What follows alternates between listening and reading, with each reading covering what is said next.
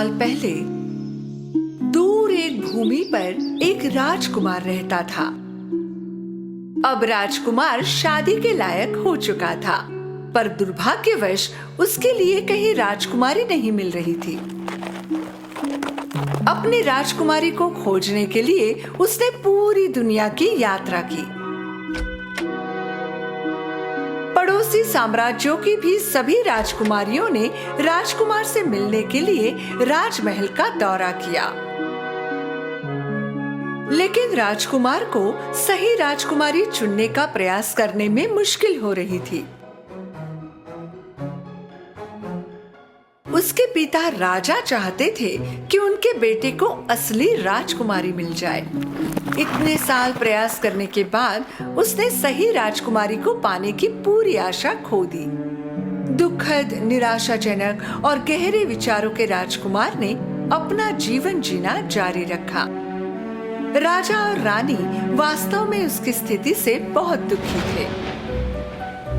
एक और दुखी रात जब वो वहां सोचते बैठे थे, एक बड़ा सा तूफान शुरू हुआ। जोरदार बारिश शुरू हो गई, बिजली गरज रही थी, गड़गड़ाहट की आवाज महल में गूंजने लगी। राजकुमार सोने की कोशिश करने में कठिनाई महसूस कर रहा था, क्योंकि वो अपनी खिड़की से कड़कती बिजली देख रहा था और दूसरी ओर अपने भविष्य की राजकुमारी के बारे में सोच रहा था। महल में सभी आवाजों के शोर में एक नौकर ने महसूस किया कि कोई दरवाजा खटखटा रहा है। उसने दरवाजा खोला तो देखा बारिश में भीगी हुई एक लड़की कपकपाती हुई खड़ी थी।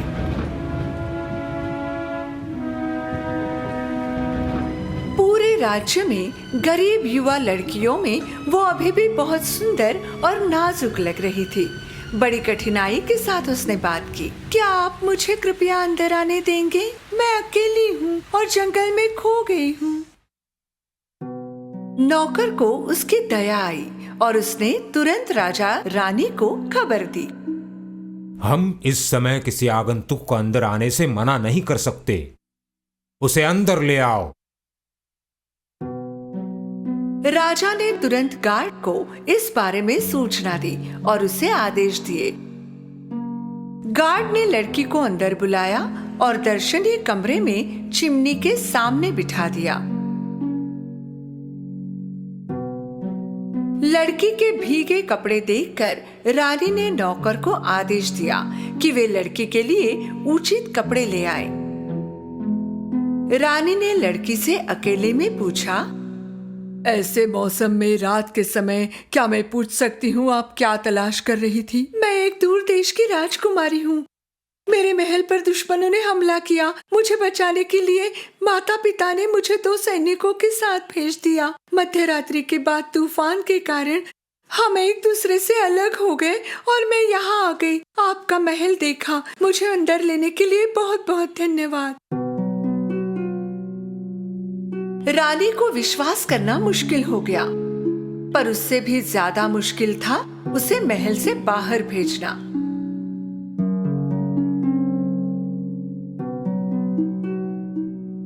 राजकुमार ये देखने के लिए उत्सुक था कि ये रहस्यमय लड़की कौन है। वो उससे मिलना चाहता था। उस समय लड़की ने रानी के दिए हुए कपड़े पहने थे। उसके बाल पूरी तरह सूख गए थे और अब उसे जरा अच्छा लग रहा था। अब वो अधिक सुंदर और मोहक लग रही थी। जैसे ही राजकुमार ने कमरे में प्रवेश किया, वो उसके सौंदर्य और शालीनता पर विश्वास न कर सका। उसकी उपस्थिति से मंत्रमुग्ध हो गया। रानी ने कहा कि वो स्थिति को संभाल लेगी और पता लगाएगी कि ये सच में राजकुमारी है या नहीं। क्या वो असल में राजकुमारी हैं? हम आज रात पता लगाएंगे। राजकुमार और राजकुमारी ने देर रात तक बातें की। राजकुमार को उत्सुकता थी और वो उसे अधिक जानने की कोशिश कर रहा था। रानी ने मेहमानों का कमरा राजकुमारी के लिए तैयार किया और उसके बिस्तर के नीचे एक मटर रखा और उसे 7 गद्दों से ढक दिया। वो लड़की उस रात उस अजीब बिस्तर पर सोई जो उसके लिए तैयार किया था।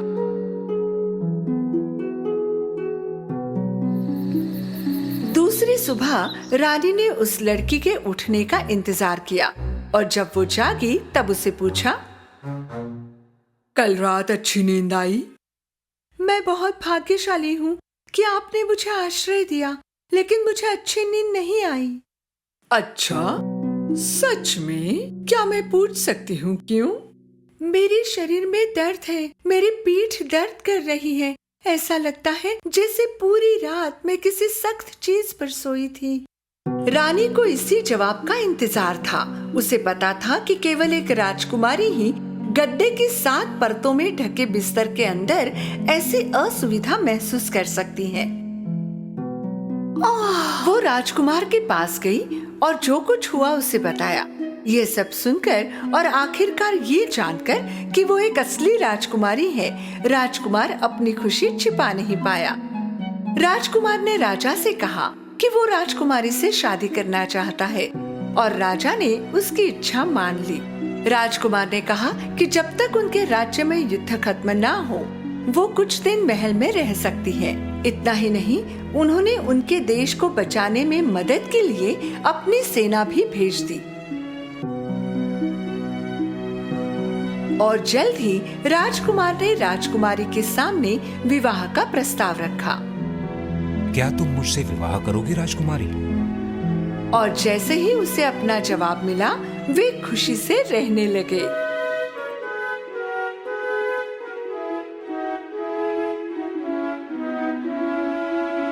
उस रात राजकुमार ने मटर को एक कांच की डिबिया में रखा और सुनिश्चित किया कि इसे महल के सबसे अच्छे कोने में रखा जाए। कई सालों तक जिनका प्यार पर विश्वास था, ऐसे लोग इस मटर को देखने आते थे। राजकुमार और राजकुमारी की ये कहानी कई सालों से बताई जा रही है।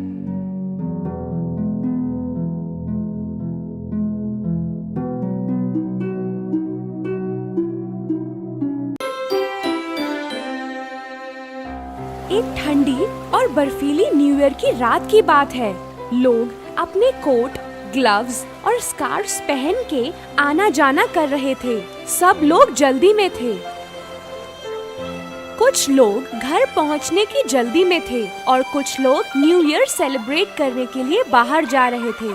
बच्चे रास्ते में खेल कूद कर रहे थे, एक दूसरे पर स्नो बॉल्स फेंक रहे थे।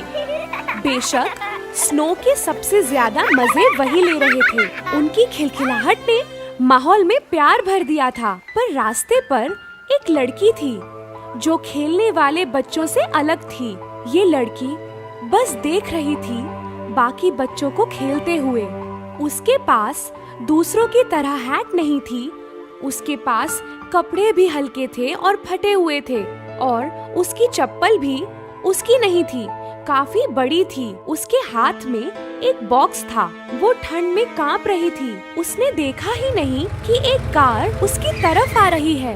हे बच्चे, रोड के साइड में खड़े रहो, नहीं तो एक्सीडेंट हो जाएगा। वो लड़की हाथों हाथ फुटपाथ पे भागी। भागते हुए उसकी चप्पल निकल गई। जब वो फुटपाथ पे पहुंची और मुड़ के देखा, उसने देखा कि एक लड़का उसकी चप्पल लेके भाग रहा है। मेरी चप्पल! वो चिल्लाई और उसके पीछे भागने लगी, पर वो लड़का जल्दी से भाग गया। मजबूरी में नंगे पांव चल के वो एक दीवार के पास जाके खड़ी हो गई। उसने अपना बड़ा सा बॉक्स नीचे रखा। वो माचिस की डिब्बियों से भरे बॉक्स को देख रही थी। ठंड से उसकी आंखें नम हो गई थी। ये थी हमारी लिटिल मैच गर्ल। पर उस दिन एक भी माचिस की डिब्बियां नहीं बेच पाई। अगर वो कुछ माचिस की डिब्बियां बेचकर कमाई कर ले तो घर जाके अपनी माँ के साथ गरम खाना खा सकती थी। तभी वो चिल्लाने लगी, माचिस, माचिस, कोई ले लो एक डिब्बिया माचिस। किसी ने उसकी तरफ मुड़ के भी नहीं देखा, तो वो अपनी जगह बैठ गई। उसकी उंगलियां ठंड में दर्द करने लगी। उससे अब दर्द सहन नहीं हो पा रहा था और किसी तरह थोड़ी गर्मी चाहिए थी। उसने माचिस की डिब्बी से एक तीली निकाली। उसकी उंगलियां सुन्न पड़ गई थीं। बड़ी मुश्किल से उसने तीली पकड़ी।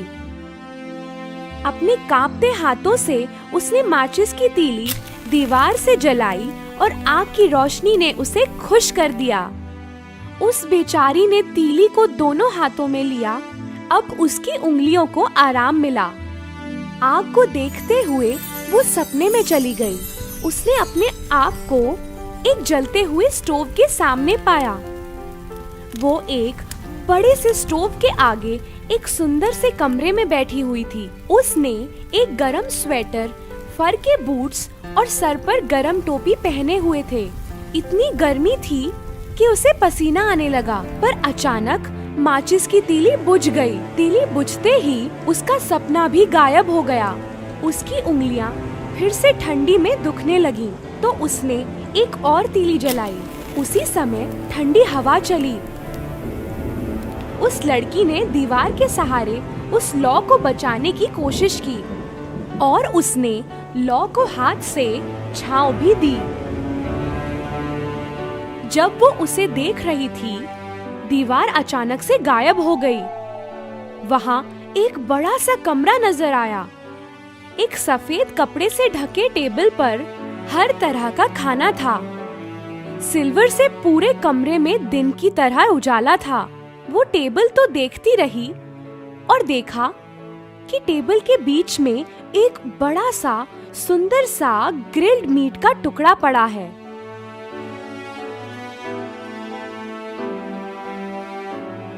उसने एकदम से एक पीस लिया और अपने मुंह में डाल लिया और उसकी भूख खत्म हो गई। वो एक और टुकड़ा लेना चाहती थी मीट का।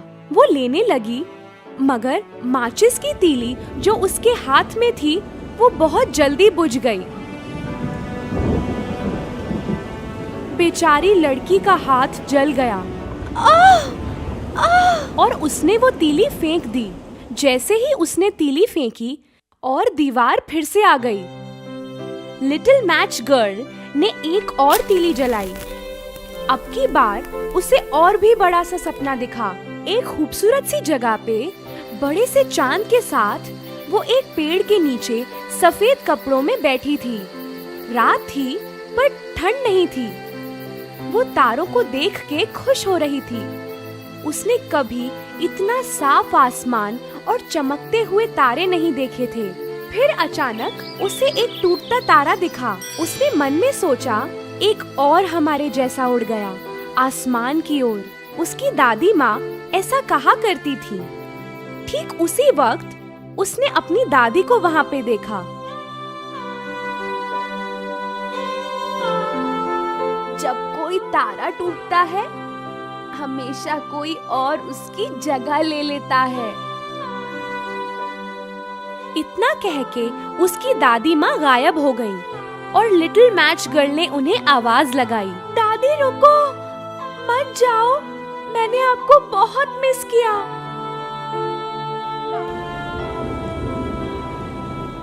अपनी दादी को फिर से एक बार देखने के लिए उसने एक माचिस की तीली जलाई। वो भूल गई कि वो कैसे ठंड से कांप रही थी और फिर से अपना सपना देखने लगी। हर बार जब वो माचिस की तीली जलाती, उसे ऐसा लगता कि वो दादी को देख रही है। उसने एक और तीली जलाई। उसके आसपास दिन जैसा उजाला हो गया। उसे अपनी दादी बहुत सुंदर लग रही थी। उनके प्यारे चेहरे को देख के अपनी सारी तकलीफ वो भूल जाती थी।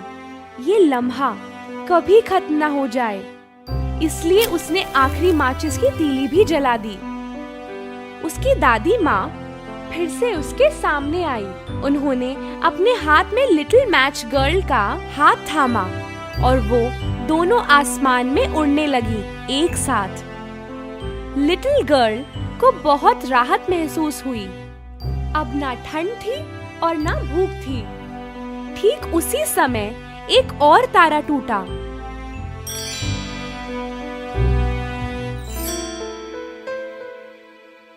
सुबह लोग जब रास्ते से गुजर रहे थे, उन्होंने लिटिल मैच गर्ल को दीवार के सहारे बैठा देखा।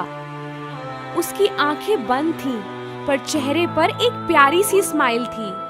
उसके आसपास बहुत सारी जली हुई तीलियां पड़ी थीं, तीलियां जिन्होंने जल के उसके सपनों को रोशन किया।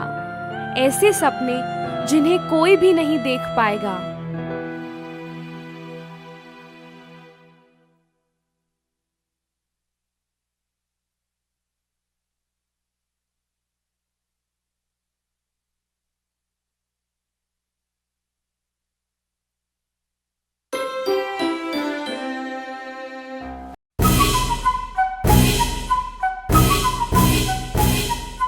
बहुत पहले एक लड़की थी, हाइडी।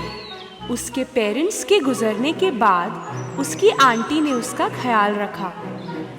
एक दिन वो हाइडी को लेके उसके दादाजी के पास गई, जो पहाड़ों में रहते थे। दादाजी जरा चिड़चिड़े स्वभाव के बुजुर्ग थे। वो अकेले एक छोटी सी कुटिया में रहते थे। ये पहली बार था कि हाइडी अपने दद्दू से मिलने जा रही थी। किसी दूसरे शहर में नौकरी मिली है ऐसा कहकर आंटी हाइडी को दद्दू के पास छोड़ के चली गई। दद्दू, जो इतने सालों से अकेले थे, खुश थे कि उनकी पोती अब उनके साथ है, पर अपनी खुशी हाइडी को नहीं दिखाई। उन्होंने हाइडी के लिए स्टोर रूम में एक प्यारा सा बेड लगाया। हाइडी को दद्दू बड़े पसंद आए और पहाड़ियों में उसे खुशियां मिलने लगी। सुबह उठते ही उसे दद्दू ने अपने बड़े से डॉगी जोसेफ से मिलाया। एक दिन पहाड़ों में घूमते हुए उसे पीटर मिला। पीटर द शेपर्ड, जो अपनी बकरियों को घास चरा रहा था। तुम पहले कभी दिखी नहीं मुझे यहाँ। मैं कल ही आई हूँ, अब दद्दू के साथ ही रहूंगी। अगले दिन वो दोनों एक साथ पहाड़ों में घूमने फिरने लगे। हाइडी की लाइफ बड़ी मजेदार चल रही थी। उसे बहुत प्यार मिल रहा था। पीटर ने शेपर्ड बनना भी सिखाया। पूरा दिन पहाड़ियों में दौड़ा भागी करते हाइडी बहुत खुश थी, पर वो दद्दू के घर के काम में भी हाथ बटाती थी।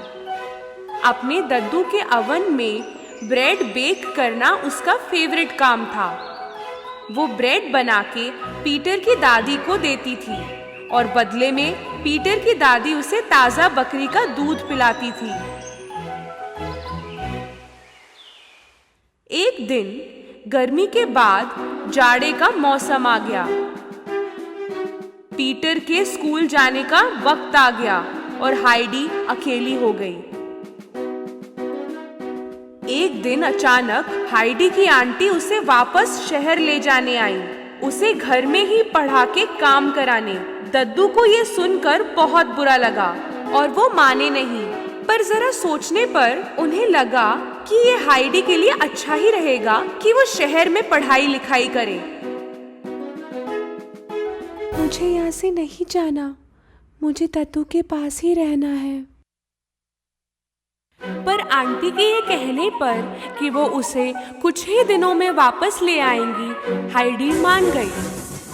ट्रेन में लंबा सफर तय करके वो एक महल जैसे घर में पहुंचे। वाओ, इतना बड़ा घर! मैं क्या इस घर में रहने वाली हूँ? हाइडी घर की प्यारी क्लारा से मिली। क्लारा चल नहीं पाती थी क्योंकि उसका एक्सीडेंट हो गया था।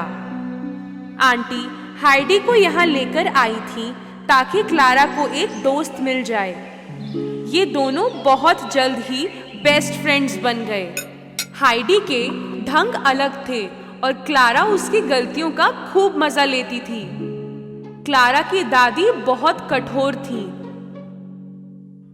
जल्दी उठो आलसी लड़कियों, पढ़ाई नहीं करनी, ऐसे ही रहोगे। क्लारा की दादी हाइडी को बहुत कुछ सिखा रही थी, जैसे ढंग से उठना बैठना और कांटे छुरी से खाना। अब हाइडी कपड़े भी शहर वालों की तरह पहनने लगी थी, पर उसमें आराम नहीं मिल रहा था उसे। क्लारा भी हाइडी को पढ़ना लिखना सिखा रही थी। हाइडी को क्लारा के साथ रहना अच्छा तो लग रहा था, पर उसे पहाड़ियों और दद्दू की बहुत याद आ रही थी। इतनी याद कि उसको खाना भी नहीं भाता था। क्लारा की दादी और पापा को हाइडी के दुख का एहसास हुआ। उन्होंने फैसला किया कि उसे वापस अपने दद्दू के पास भेजना चाहिए। क्लारा उदास हो गई क्योंकि हाइडी जाने वाली थी। प्यार उसे कहते हैं जब आप किसी की खुशी चाहते हैं, हर कीमत पर, दादी ने कहा। हाइडी की आंटी ने कहा कि क्लारा उससे मिलने अगले साल पहाड़ियों में आएगी। पहाड़ियों में आते ही जैसे उसको जिंदगी वापस मिल गई। वो रास्ते में पीटर के घर गई और उसकी दादी को क्लारा का दिया हुआ ब्रेड दिया। वो दौड़ के दद्दू से मिलने गई और उन्हें बड़े जोर से गले लगा लिया। हाइडी की खुशी का ठिकाना नहीं था जब उसे एक चिट्ठी मिली कि क्लारा उससे मिलने आ रही है।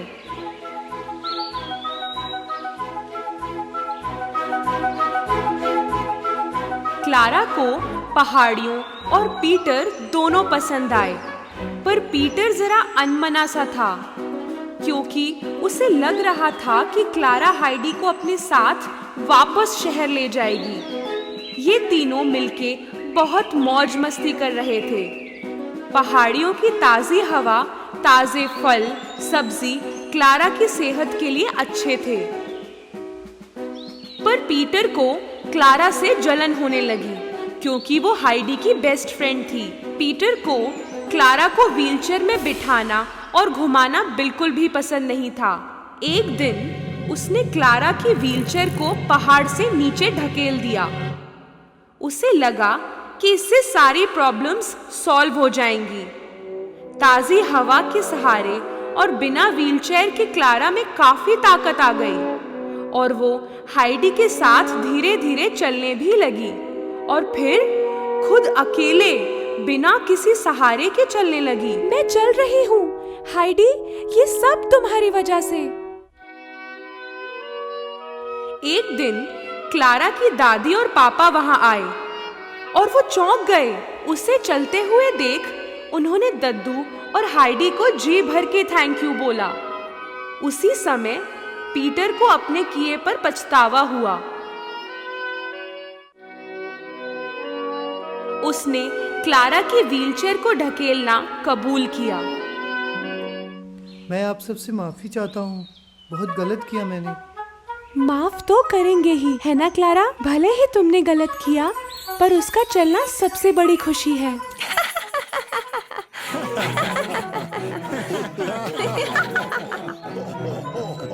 सब खुशी से हंस पड़े। क्लारा और उसके परिवार ने अगले साल फिर आने का वादा किया और ये सभी एक साथ हमेशा खुश रहे।